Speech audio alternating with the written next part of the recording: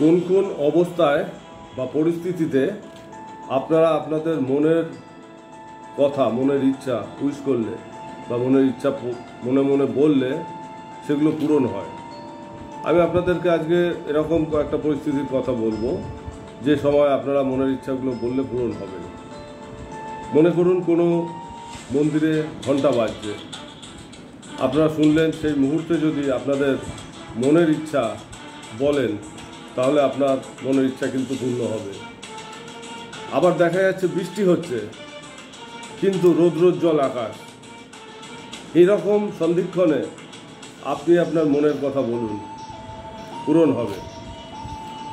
জটিল কোনো সমস্যায় পড়েছেন, ঠিক সেরকম একটি পরিস্থিতিতে আপনি আপনার মনের কথা জানান, পূরণ হবে।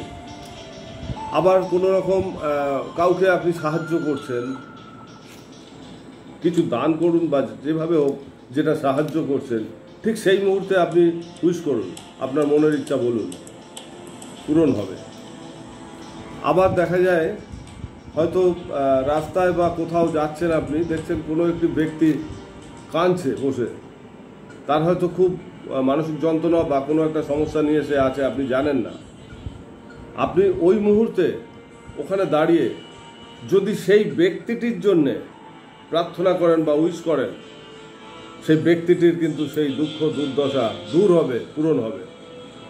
আপনারা করে দেখুন।